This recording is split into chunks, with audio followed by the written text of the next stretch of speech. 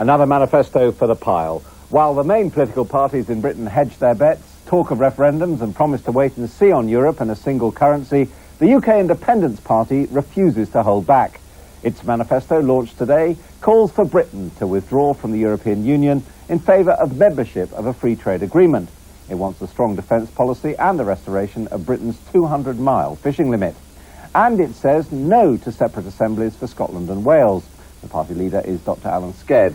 Welcome to you. Well, we just heard from the pollsters that the key issues are the usual ones: education, health, employment and the rest. Does that explain why your party doesn't get so much of the vote, quite often loses its deposit in by-elections?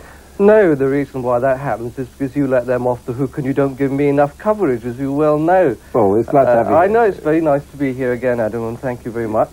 But when you say that the major parties don't talk about Europe, of course they don't. They make mealy-mouthed, weasel-worded statements saying, well, they might be in favour of a single currency under certain circumstances. It's all very technical.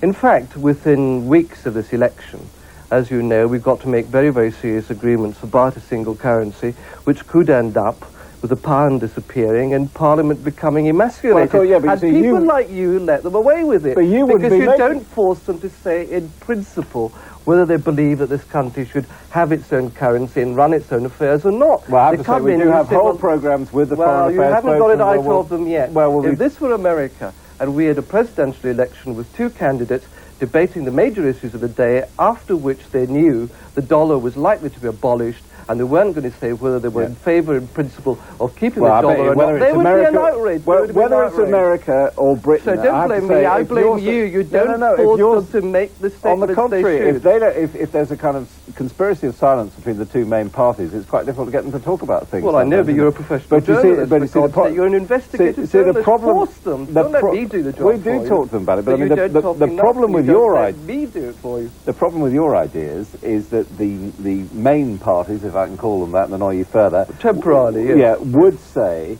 that it's simply unrealistic, that there isn't a notion now available in the world of UK independence, of just having a trade relationship with Europe. They would say that we have 60% of our trade with the rest of Europe. There has to be a certain pooling of national resources. This is not doing your homework. We don't do 60% of our trade with Europe.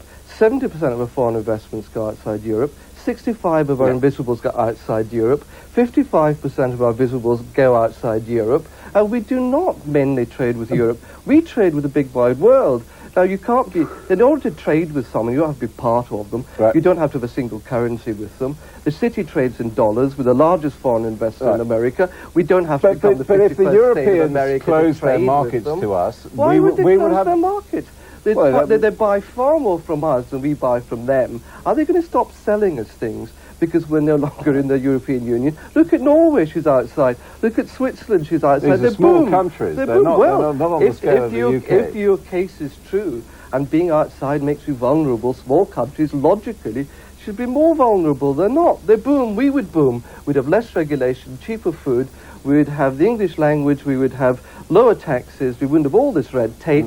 We would have an inward investment boom of the same order that Norway had when she said no. And we'd also have 300 million potentially hostile people just over the channel. Why would they be hostile? We're not doing anything hostile. Well, come on, look at European history. Still There's trade been with a fair amount of hostility between Britain and the rest of Europe, hasn't there? Well, no, it's not. We've never been hostile. We've traded with Europe freely for centuries. All we do is go in and sort things out when they get into difficulties. I seem to remember Waterloo, 2 world wars. You know, there's been quite a lot of conflict. We were still trading with them even during the French Revolutionary Wars.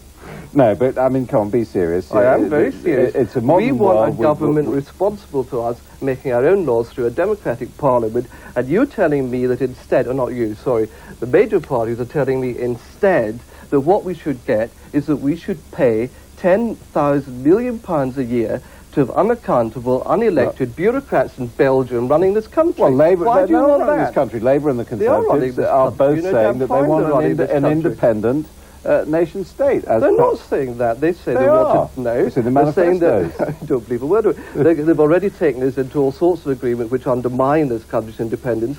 Fishing industry's disappeared. We can't export our beef because of Europe. We've got red tape surrounding every industry. Well, all right, to put a 200-mile limit around Ireland, and we wouldn't have very many fish, would we? Around Ireland? Well, if we put out a 200-mile limit, the Irish would put out a 200-mile limit. As you well know, is in the North Sea. Between countries, it goes down the medium. You can't just define these things, yes, can you? Yes, you can. It's been defined. Because you have to do them by agreement. Defined. If we oppose the 200-mile limit, then others would. It was already defined. We're not having a 200. We would take in the whole of Ireland if we had a 200-mile limit there. Look, the median line between countries otherwise in the North Sea, 200 miles, you know where the limits are. A fishermen know where the limits are, but they know they don't get the fish because the Europeans get them. We will say, inside British territorial waters, British fishermen come first. Nothing wrong with that. All right, you say you want a nation, you don't want any dictation from Europe, but yet you're quite happy to dictate to the Scots and the Welsh that they can't have a parliament of their own. Why is that? Dictator. I'm a Scot. I'm very proud to be Scottish. So this is what you're proposing, no Scottish parliament. There's no contradiction between being Scottish and being British. I'm both, proud of being both. Now, we had a referendum on Scottish devolution. The Scots and the Welsh rejected devolution. Well, have another one. What's wrong with that? Well, we have another one. We could have a revolution on real independence. But you're saying you're not going to give them a parliament. Well, they can have a referendum. We will not go and well, say... are you saying they can't have a Scottish parliament, or are you saying they can have a referendum? My fellow Scots can have anything they like if they have a democratic majority for it. But what I'm saying is my party believes that the best arrangements constitutionally for Scotland is a union through the Westminster Parliament. Now, in Scotland today, in opinion polls, devolution comes 8th on the list. They're not interested enough. But where does Europe come? Well, Europe should be right at the top. Well, it's not right. Wait a minute. The Scottish National Party wants Scotland to be a separate province of Brussels. It should be the Scottish Nutters Party or something. They want Scotland to have Scottish law, second to European law. They want Scottish institutions to be run from Belgium, and they want the currency of Scotland to be run from Germany. Some nationalists, them. The Labour Party, the Liberals, and Tony Blair's wonderful phrase, want the same equivalent, the smallest Venus Parish Council for Scotland. It's an insult to my fellow Scots, saying that they can raise 3% of their own budget. No, but I come back... Even the meanest well, maybe an insult, but it's better than nothing. You're saying that they'll they have a full share in Westminster. We can actually be British, with British, Scottish, British Prime Ministers, Cabinet Ministers galore.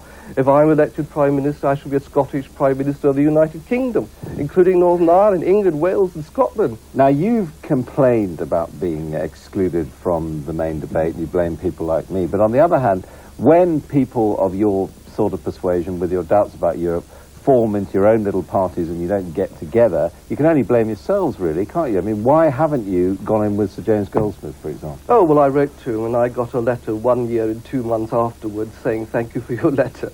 But in the meantime, I formed my own party, and he said in the public platform we couldn't join together because our views were incompatible. He wants to stay in the European Union. We want to withdraw and be a self-governing, respectful democracy. You know perfectly well most of his supporters would otherwise be your supporters in many cases. Well, I understand that entirely, but what they should do is vote for us, because we are absolutely clear on what we want. We don't have federalists and anti-federalists running for us. We're not a sort of here today, gone tomorrow party. We're not a one-issue party. You have the manifesto, full range of policies. We have a programme for an independent Britain. Everyone knows where we stand.